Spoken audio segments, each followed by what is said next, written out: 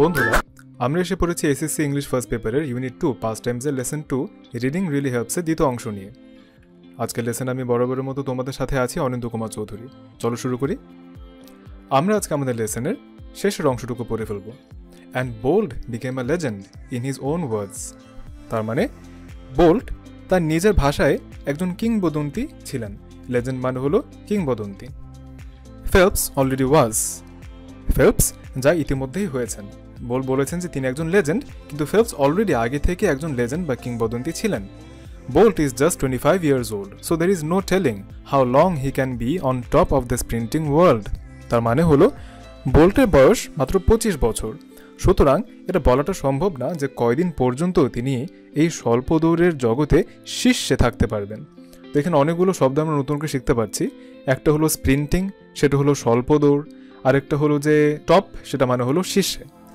What if he decides to retire from sprinting to focus on the 400 meters just to break another world record or two? তার মানে হলো না হয় যদি তিনি স্বল্প দৌড় থেকে অবসর গ্রহণের সিদ্ধান্ত নেন 400 মিটার দৌড়ে মনোযোগ দেওয়ার জন্য, কেবল অন্য দু একটি বিশ্ব রেকর্ড ভাঙার জন্য। দেখো বন্ধুরা, একজন কতটুকু ট্যালেন্টেড হলে সে চিন্তা করতে পারে যে সে স্প্রিন্টিং থেকে রিটায়ার করবে শুধুমাত্র 400 মিটারের আর দু একটা ওয়ার্ল্ড রেকর্ড ভাঙার জন্য। It would be amazing and entirely possible for him to accomplish.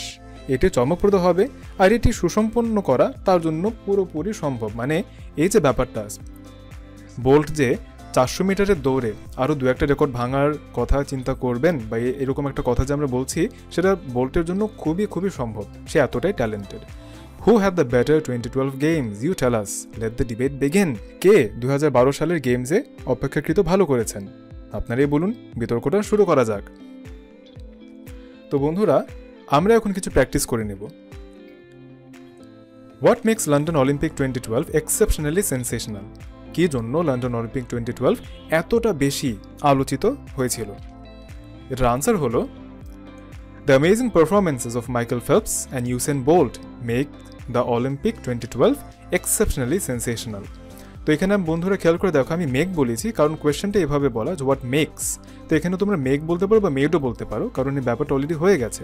কিন্তু এই সেন্টেন্সটাও correct. The amazing performances of Michael Phelps and Usain Bolt make the London Olympics 2012 exceptionally sensational. পরের কোয়েশ্চেনে চলে যাই।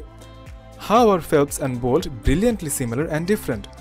ফেলপস আর বোল্ট তারা দুজনই খুব অসাধারণভাবে সিমিলার আবার ডিফারেন্ট, একই রকম আবার ভিন্ন। সেটা কিভাবে হয় বলো তো?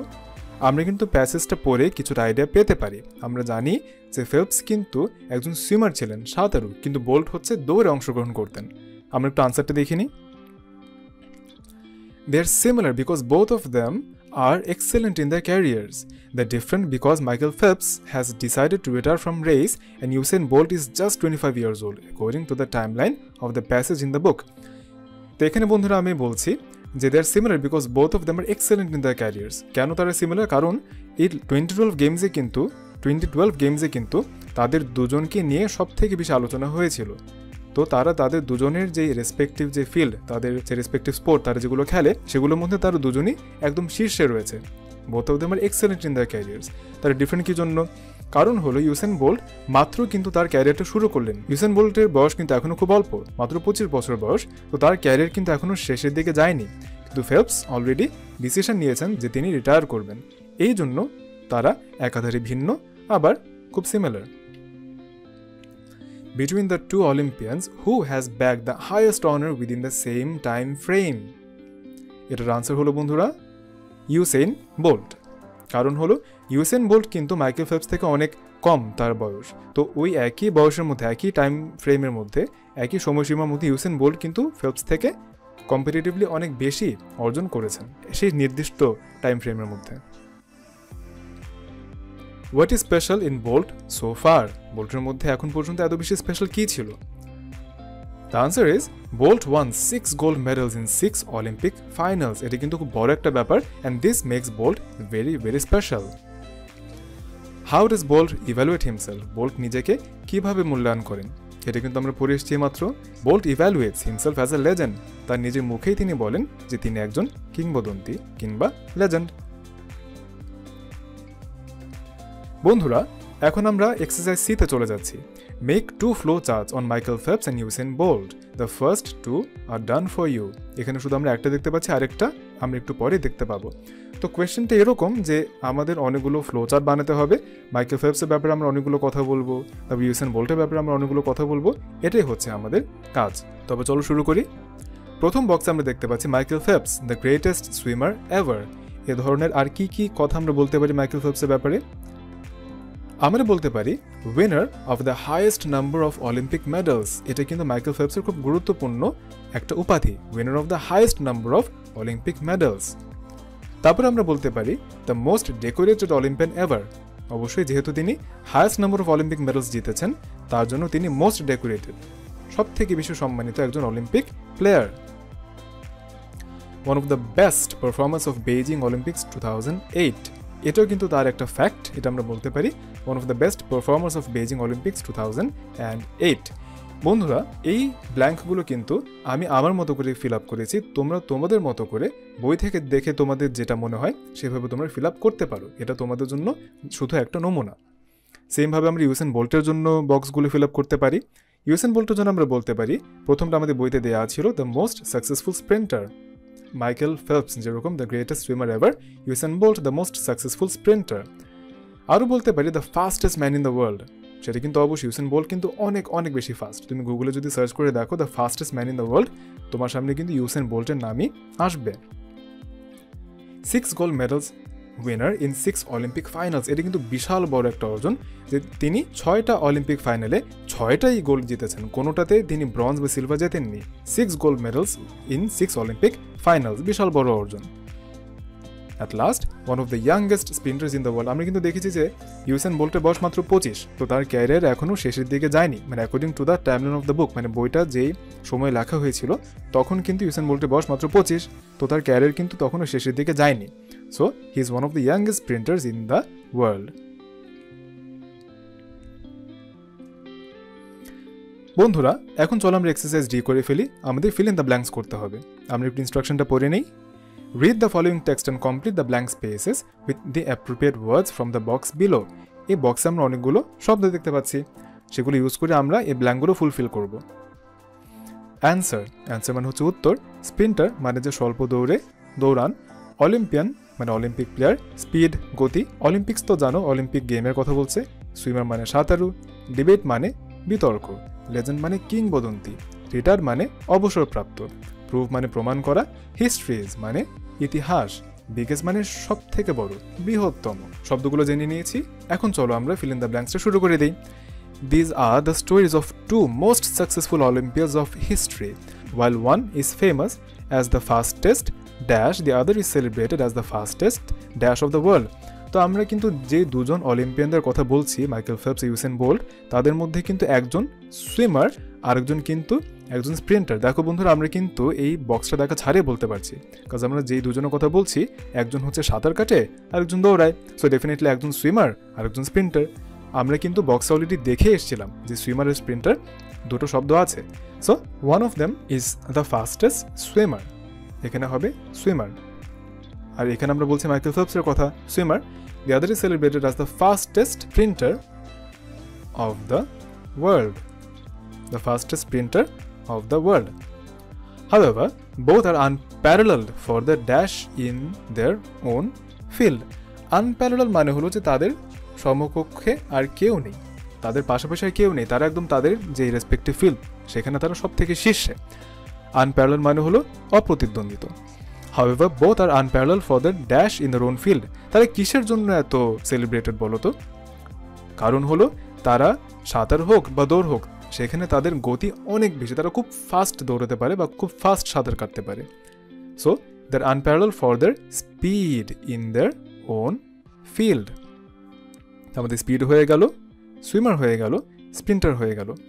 দে made history in the Beijing what, আমরা জানি যে আমরা কোন গেমের কথা বলছি, অলিম্পিক্সের কথা বলছি। So they made history in the Beijing Olympics.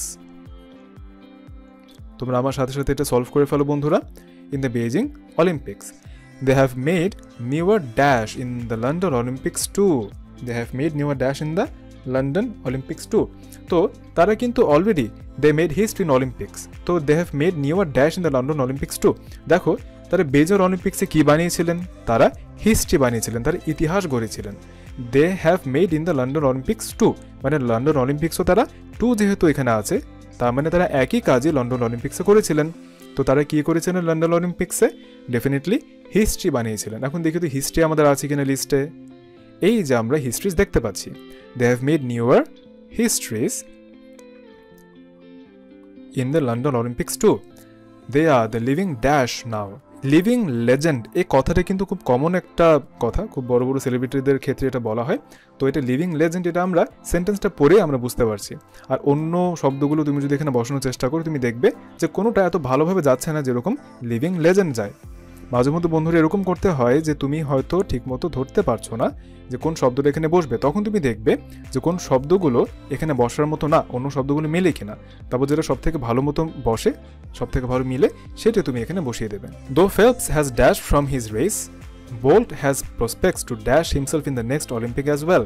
Okay, though Phelps has dash from his race, আমরা জানি যে ফেলপস কিন্তু তার রেস থেকে রিটায়ার করেছেন। সো দো Phelps has retired from his race, Phelps has retired from his race. Bolt has prospects to dash himself in the next Olympic as well. Bolt নিজেকে কি করতে চায়? নিজেকে আনসার করতে চায়, ডিবেট করতে চায়, অলিম্পিয়ান, এটা তো ডাজন্ট মেক সেন্স। প্রুফ করতে চায়, হতে পারে নিজেকে প্রমাণ করতে চাওয়া, নিজেকে বিগেস করতে চায়, কোনোটাই কিন্তু মিলছে না, শুধুমাত্র প্রুফটাই মিলছে যে বোল্ট নিজেকে প্রমাণ করতে চায়। He wants to prove himself in the next Olympic as well. After the dash show on the earth is over in London, this dash will go on. Who is better? After the dash. আচ্ছা, আমরা এখানে কোন শোয়ের কথা বলছি বলো তো? আমরা যে শোয়ের কথা বলছি সেই শোটার নাম হলো অলিম্পিক্স। তো অলিম্পিক্সকে কিন্তু বলা হয় the biggest show on earth. So after the biggest show on earth, দেখো বন্ধুরা কিছু কিছু শব্দে কিন্তু আমরা এই বক্সটা না দেখে বলতে পারছি the biggest show on earth is over in London, this dash will go on. Who is better? K better? এটা নিয়ে একটা তর্কের আভাস পাচ্ছি না আমরা? তো এই হু ইজ বেটার বা কে অধিকতর ভালো, সেটা নিয়ে যে একটা বিতর্ক, তার কথা এখানে বলা হচ্ছে। সো বিতর্ক রিলেটেড কোন ওয়ার্ডটা এখানে আছে? বিতর্ক রিলেটেড ওয়ার্ড আছে debate. So this debate will go on. Who is better? Only time will dash this question. তো আমাদের এখানে only time will answer this question. একটা শব্দ আমাদের লাগে নেই, সেটা হচ্ছে অলিম্পিয়ান্স। এর সাথে বন্ধুরা আমাদের ফিল ইন দ্য ব্ল্যাঙ্ক শেষ হয়ে গেল। এখন বন্ধুরা এই কাজটা তোমাদের একটু নিজে নিজে করতে হবে। আমি তোমাদেরকে বলে দিচ্ছি কিভাবে করবে। Exercise E, work in pairs, decide who is better between this two champions, give reasons in favour of a decisions. আমি একটু আগে বললাম না যে আমরা দুজনের মধ্যে একটা ডিবেট করার চেষ্টা করছি। তো আমরা যেরকম বক্স বানিয়েছিলাম ইউসেন বোল্টের জন্য আর মাইকেল ফেলপসের জন্য, তোমরা সেরকমভাবে আরও লম্বা করে অনেকগুলো বক্স বানাতে পারো, একটা ইউসেন বোল্টের জন্য, একটা মাইকেল ফেলপসের জন্য। তারপর তোমরা বন্ধুদের মধ্যে এক ধরনের একটা ডিবেট করতে পারো যে হ্যাঁ, কে কার থেকে বেটার। এখানে বন্ধুরা দেখো আমি তোমাদের জন্য অলিম্পিক্সের বিভিন্ন গেমসের পিকচার দিয়ে রেখেছি। নট নেসেসারি পিকচারগুলো ডিরেক্টলি অলিম্পিক্স থেকেই, কিন্তু খেলাগুলো দেখতে কীরকম সেগুলো তোমাদের দেখানোর জন্য আমি পিকচারগুলো নিয়ে এসেছি। তো অলিম্পিক্সে বিভিন্ন টাইপের গেমস হয়, তার মধ্যে শুধুমাত্র 5টা আমি তোমাদেরকে দেখাচ্ছি। অলিম্পিক্সে গলফ হয়, আর্চারি হয়, ব্যাডমিন্টন হয়, বক্সিং হয়, আবার বাস্কেটবল হয়। তোমাদের কি কি খেলার কথা মনে পড়ছে কমেন্ট বক্সে জানিয়ে দাও। আজ এ পর্যন্তই। শেষ পর্যন্ত ভিডিও দেখার জন্য তোমাদের সবাইকে অনেক ধন্যবাদ। তোমাদের সবার জন্য অনেক অনেক শুভকামনা। আশা করছি নেক্সট ক্লাসে তোমাদের সাথে পাবো।